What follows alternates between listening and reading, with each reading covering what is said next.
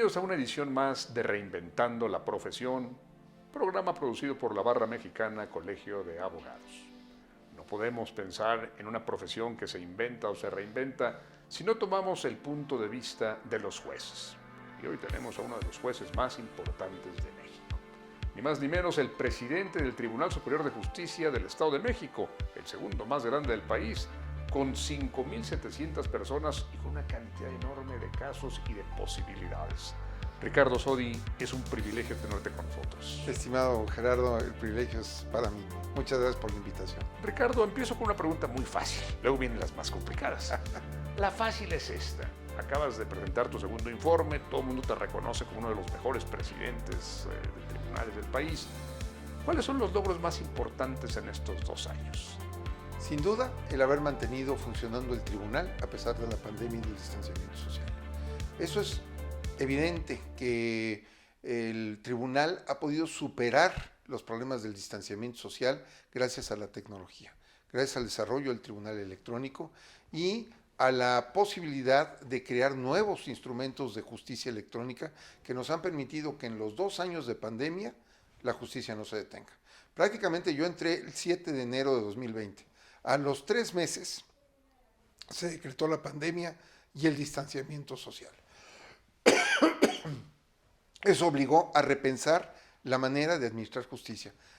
Pasado el shock inicial, que era suspender la actividad, nosotros la suspendimos una semana, prácticamente en lo que reagrupamos fuerzas y medimos las posibilidades de nuestro tribunal electrónico, y a partir de ese momento los servicios de administración de justicia no solamente no suspendieron, sino que se desarrollaron nuevos productos de justicia electrónica, mediación electrónica, juicios en línea, un juicio que es impactante.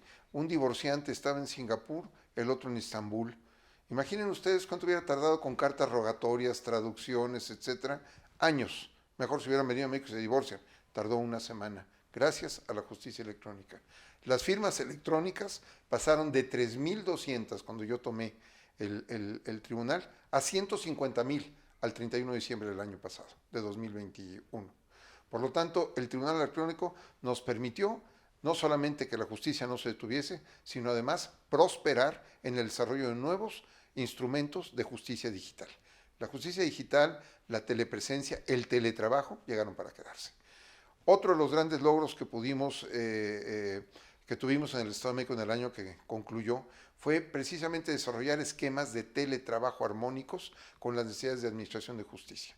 Y sobre todo que servicios como los centros de convivencia familiar tampoco se suspendieron, sino que se desarrollaron convivencias virtuales supervisadas por psicólogos, y lo más gratificante, muchas de esas convivencias los padres adquirieron conciencia de lo que significa la convivencia familiar, que llegaron a convenios para poder permitir esa convivencia ya presencial y no a través de medios electrónicos. Te veo entusiasmado, te brillan los ojos cuando hablas de la automatización del tribunal.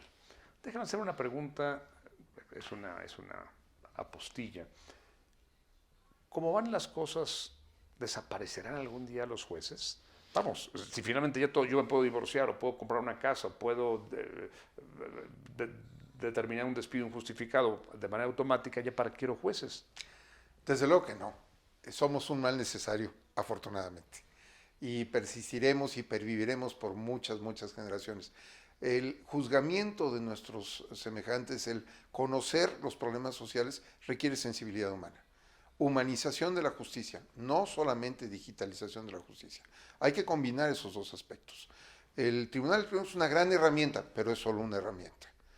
La calidad de los jueces como humanistas, como personas sensibles a la sociedad, como personas que pueden ver el desarrollo de un testimonio y verlo a los ojos, no hay como lo presencial. La tecnología suple ante una situación de emergencia, pero eso es emergencia. Emerge un problema y el problema se resolverá. Una vez que se resuelve, la justicia presencial debe de volver, pero ayudada con todas las estrategias digitales que van a favorecer mucho el proceso y a simplificarlo. Por ejemplo, la interconectividad con la Comisión Nacional Bancaria. Acabamos de celebrar un convenio con la Comisión Nacional Bancaria para digitalizar nuestros servicios el año pasado, donde antes para pedir un informe o congelar una cuenta o alguna petición, una orden de juez, tardaba meses, 6 meses. Hoy tarda horas en un mismo día. Para inscribir resoluciones en el registro público de la propiedad se hace en automático. Ya ni siquiera tarda horas, tarda microsegundos. Cuando se lleva la justicia electrónica a comunidades apartadas, ayuda. Sin embargo, la presencia del ser humano, el juzgamiento a través de procedimientos presenciales no deben de desaparecer. Déjame que vuelva sobre este tema un poco más adelante para hablar de las virtudes que requiere un juez y de los defectos que tú no toleras en un juez. Pero te hago una pregunta también vinculada con tu informe. Me dices, mi principal logro, la automatización del tribunal. Te quedan 3 años todavía. ¿Cuáles son los grandes retos que te has propuesto para los próximos 3 años? El Estado de México tiene 2.7 jueces por cada 100,000 habitantes. Si se observa este dato duro del INEGI, que es donde tomé la información, esa es mi fuente, la media nacional son 4.4 jueces por cada 100,000 habitantes. Y la Ciudad de México tiene 4.6 jueces. El Estado de México y la Ciudad de México son prácticamente tribunales del mismo tamaño. Ligeramente nos rebasa la Ciudad de México. Pero en el Estado de México el año pasado se dictaron cerca de 3.900.000 resoluciones en un año. Si analizamos cuál es la productividad por juez, son más de 8.700 resoluciones por cada juez y magistrado que tenemos en el Estado de México. El Estado de México es un estado muy poblado, más de 18 millones de habitantes y creciendo. Es un estado de inmigración y por lo mismo necesitamos impulsar y hacer crecer más el Poder Judicial. No solamente el número de jueces y capacitación de los mismos, sino a través de una herramienta que yo quiero impulsar fuertemente: los medios alternos de solución de controversias y la mediación. Para mí, ahí está el futuro de la justicia, porque ataca 2 pilares fundamentales de nuestra sociedad: construye ciudadanía y fortalece instituciones. Son, para mi gusto, los 2 principales problemas de nuestro país: la construcción de ciudadanía, ciudadanos autogestivos que además no estén esperanzados a que les llueva todo de dádivas del gobierno, sino que procuren sus propias soluciones, inclusive que procuren la solución de sus propios conflictos. No solamente se restañe el tejido social dañado, sino que en el tránsito de ese proceso se construye ciudadanía. Y por otro lado, instituciones fuertes, sólidas, respetadas y respetables, donde una sentencia judicial no sea cuestionada, sino que tenga la fuerza, el impacto, la contundencia de convencer, no solamente a las partes, sino a la sociedad, de que en México se respeta el derecho y hay justicia.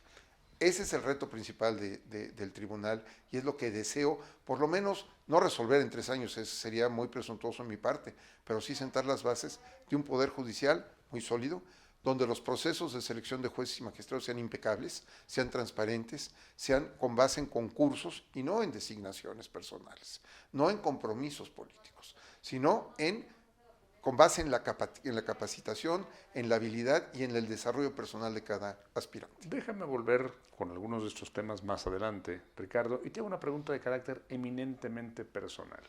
¿Qué es lo que más te gusta de ser presidente del Tribunal Superior de Justicia del Estado de México? ¿Qué es lo que más te satisface en términos personales? La posibilidad de ser creativo, la posibilidad de poner en práctica muchas ideas que han surgido durante mi formación personal y profesional y que ahora tengo la posibilidad de poner en práctica. Eso es lo que más me entusiasma. Por eso, incluso mi equipo de trabajo se ríe un poco de mí o me bromea, no se ríe, pero me bromean, diciendo que soy muy creativo, que les da miedo entrar a mi sala de juntas, porque, por cierto, se me ocurrió esto, vamos a hacerlo y vamos a implementarlo. Y soy persistente. Pero me propongo un proyecto y trato de conseguirlo y trato de lograrlo en el breve espacio que tengo. Es lo que más me motiva, la posibilidad de trascender a través de un cambio en el Poder Judicial, de un fortalecimiento de la institución. Y ahora lo opuesto, ¿qué es lo que más te frustra de ser presidente del Tribunal Superior de Justicia del Estado de México? Lo que nos frustra a todos, la falta de tiempo. El tiempo es el único bien no renovable, preciado, que lo tenemos limitado. Sé que lo que no logre en estos 3 años, bueno, pues ya termina mi gestión. En pocos meses dejo de ser magistrado porque es un periodo perentorio de 15 años y por lo tanto eso es lo que me frustra, que espero sentar las bases de un proyecto sólido, que otras personas lo continúen, porque esa es la fortaleza de una institución. Yo he continuado todos los proyectos de mis antecesores. Por eso la convicción de que una institución no somos las personas que transitamos por ellas, sino es la fortaleza de su marco normativo, de su estructura y de una planeación. Yo quiero continuar con planeaciones a 20, 25 años de desarrollo, así como la digitalización del tribunal se planeó hace 15 años, cuando yo entré al tribunal, y hemos perseverado en este esfuerzo. Por eso somos hoy el primer tribunal de la República en el desarrollo tecnológico y en el fomento de un tribunal electrónico. Eso se logró por la continuidad de los proyectos. Eso es lo que me frustraría, que no hubiese continuidad. En una segunda parte de esta plática, hemos terminado la primera, quisiera hablar ya no del tribunal, sino de la calidad de juez, de ser juez. ¿Qué significa ser juez? El juez, bueno, es el que determina con quién se quedan los niños, quién se queda con la casa, a quién le pagan indemnización por el despido y a quién no. Ser juez es... ¿Quién va a la cárcel y quién queda libre? ¿Quién va a la cárcel y quién queda libre, por supuesto? Y aquí el tema es, alguien decía, es como jugar a Dios, es como ser un pequeño Dios.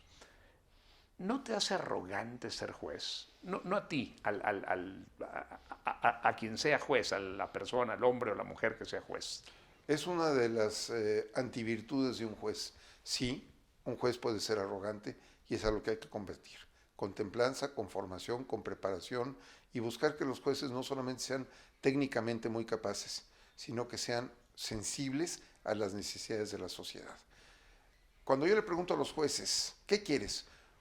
Un litigante muy bueno, muy combativo, que te pelee cada acuerdo, cada oficio que emites, cada resolución que emites y que te la pelee y que te presente argumentos, o un abogado que no haga nada, que se lleve las cosas tranquilas y que tú como juez tengas que suplirlo, porque en materia penal hay suplencia de la queja, pero también la hay en materia familiar, la materia civil si es de estricto derecho, pero también hay una interpretación que puede hacer el juez. Entonces, ¿qué prefieres? ¿Alguien que no te produzca un reto y que tú suplas la deficiencia del proceso, o alguien que te provoque a aprender?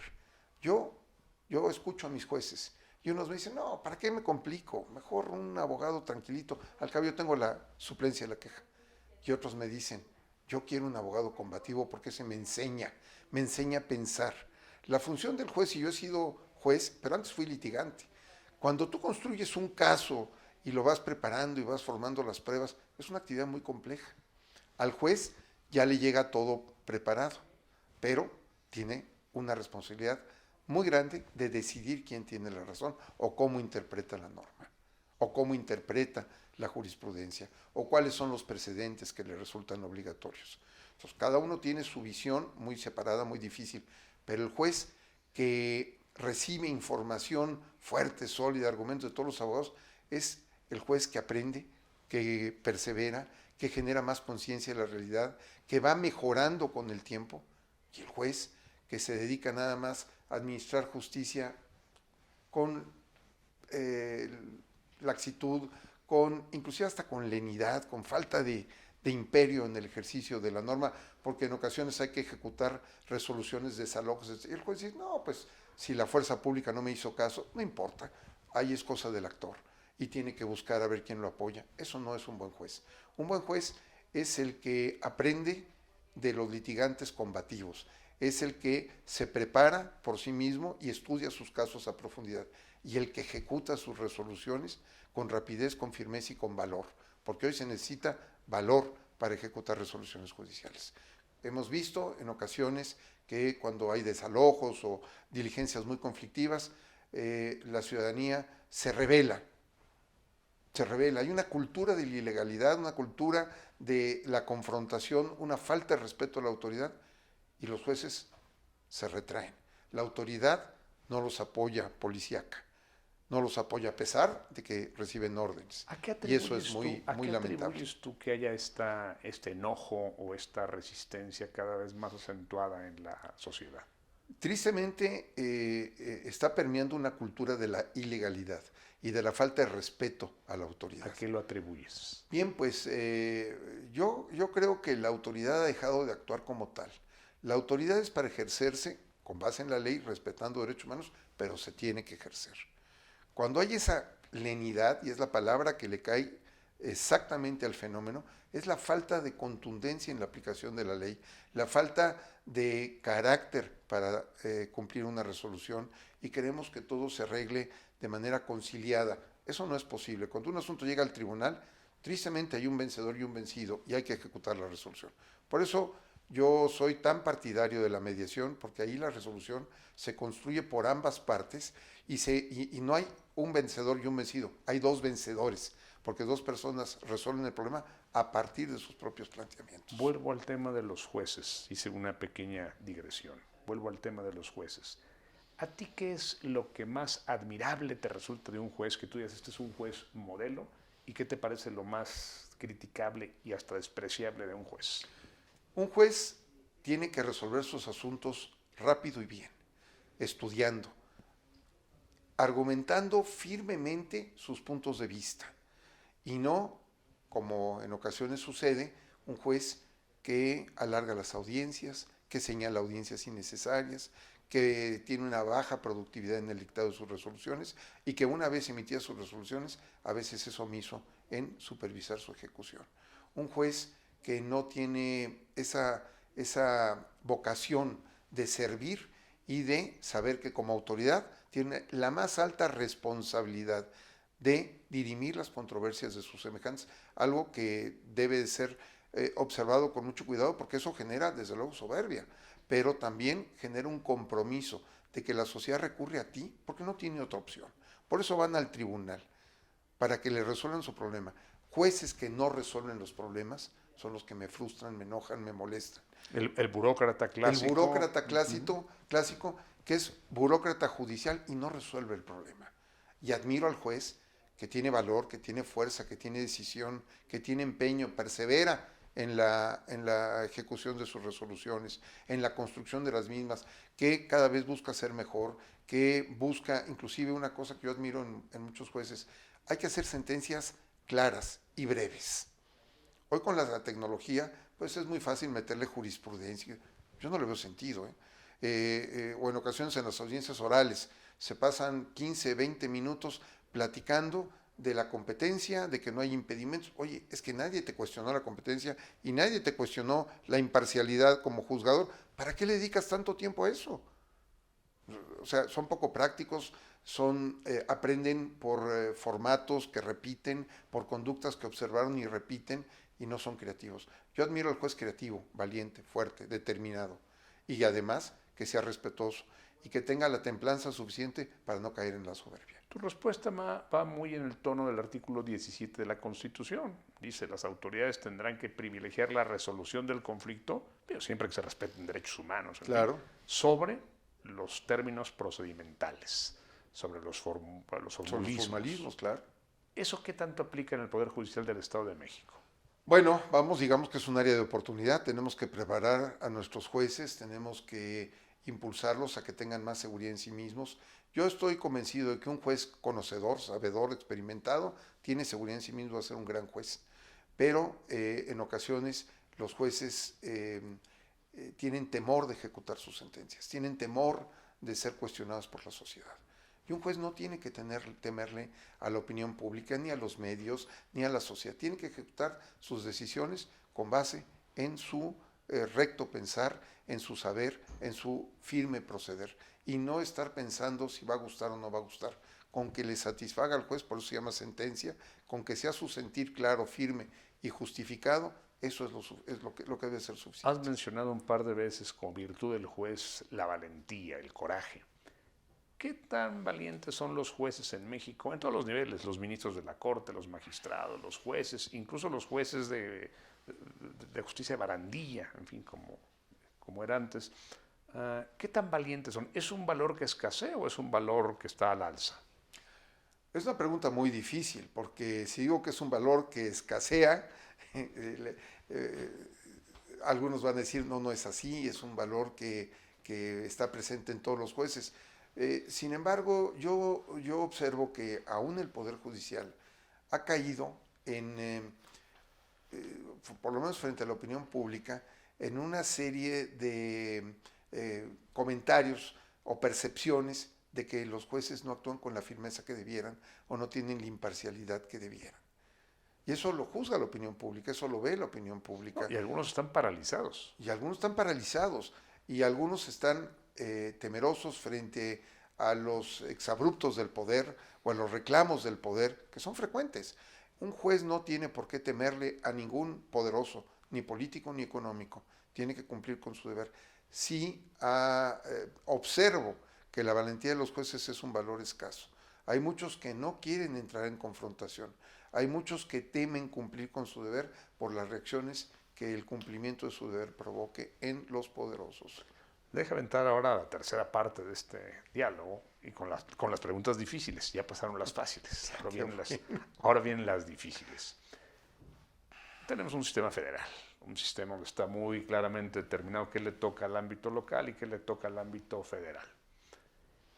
No es duro cuando ustedes se esmeran y hacen una sentencia bien lograda y estudian el caso, que con una determinación federal, un amparo, te echen abajo esa decisión. Claro, yo publiqué en una ocasión en un periódico de circulación nacional un artículo que se llamó El amparo berrinche. El berrinche lo hice yo, desde luego. Y lo hice yo porque empezaba la oralidad en materia penal, yo era magistrado en materia penal, y dicté una resolución y el amparo fue para el efecto de que coincidiera la versión escrita con la versión oral. Estamos al comienzo del sistema acusatorio, adversarial, oral. La federación todavía no transitaba a él. El Estado de México fue uno de los primeros estados, junto con Chihuahua y Oaxaca, en transitar a la oralidad penal y al sistema acusatorio penal. Y decía la ejecutoria, no coincide la versión escrita con la versión oral que yo en la audiencia di, porque la Constitución, el artículo 7 dice, tengo que explicar la sentencia. ¿Y qué es explicarla? Que el público que va, y el justiciable sobre todo, la entiendan.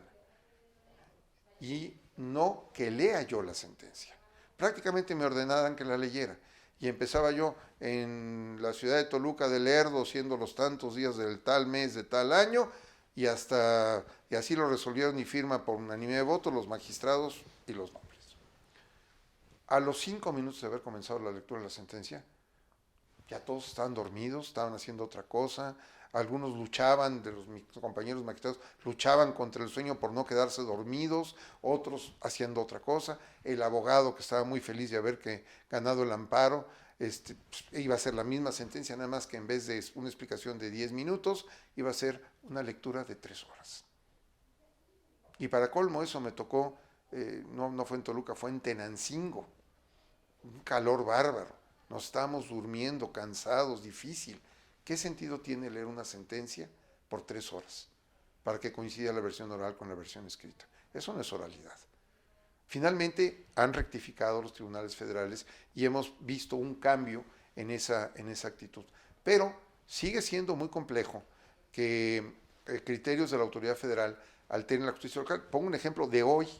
Ahora es un criterio nuevo, por lo menos en el segundo circuito, que los peritajes en los asuntos tradicionales tienen que ser ratificados por los peritos que lo hicieran. O bien que las personas de confianza no eran válidas, que siempre tenía que haber un defensor y por lo tanto invalidan las pruebas que se desahogaron con persona de confianza. Sin embargo, así estaba en la Constitución.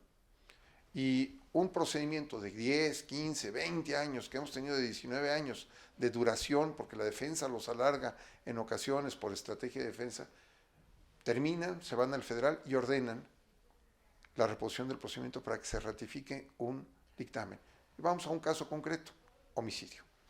Nadie está cuestionando si el señor murió o no murió por causas externas. Ahí está el muerto. Reponen para que ratifiquen el dictamen del muerto.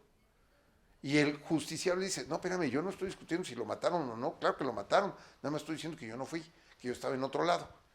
Esa prueba a mí me da igual. Él tiene que atender el tema de la responsabilidad penal, no del cuerpo del delito en el sistema tradicional. No del hecho delictuoso en el sistema nuevo, sino la responsabilidad de qué sirve eso. ¿De qué sirve eso? Eso ya no es justicia pronta y expedita, y es un formalismo, en mi opinión, innecesario. La última pregunta para concluir este sabroso diálogo. Alguna vez una persona me dijo, pues mira, todo eso que dicen los jueces locales puede ser cierto, pero la verdad es que es la única garantía que se tienen en muchos estados de la República, no hablo del Estado de México, en muchos estados de la República, para que el gobernador o el cacique en turno no imponga su punto de vista. Porque si tú no eres amigo del gobernador del estado tal o cual, no hay nada que hacer. Si tú eres amigo en cambio de tal, ya la hiciste. La justicia federal es justamente una instancia que va a permitir que eso no pase. Fue un comentario que me hizo alguna persona. ¿Estás de acuerdo con él o no? Bueno, yo creo que México ha transitado por varias etapas en la administración de la justicia local. Cierto, lo que tú mencionas pudo haberse presentado, se puede presentar en varios estados, pero para eso necesitamos poderes judiciales sólidos, fuertes, determinados a cumplir con nuestra obligación. Creo que el Estado de México está ya en una madurez institucional que ya no permite ese Si en tipo de tus manos cuestiones. estuviera hacer una sola reforma para garantizar la independencia y la fortaleza de los tribunales estatales, ¿qué harías? Una muy sencilla, artículo 116, fracción tercera, independencia presupuestal. Presupuesto fijo. Sí, presupuesto, bueno, con un parámetro, con base en el gasto total del Estado, en un porcentaje del PIB, de la manera que sea, con un parámetro, pero que sea irreductible. Porque ahí es donde el poder limita o controla a los poderes judiciales, con el gasto. Pues Ricardo, ha sido un diálogo muy sabroso, breve, pero lleno de sustancia. Te agradezco mucho que hayas venido desde Toluca hasta acá para platicar al programa Reinventando la Profesión de la Barra Mexicana. Gracias a ustedes por escucharnos. Ricardo, seguiremos platicando en otra ocasión. Muchas gracias a ti, Gerardo. Gracias a todos. Muy agradecido.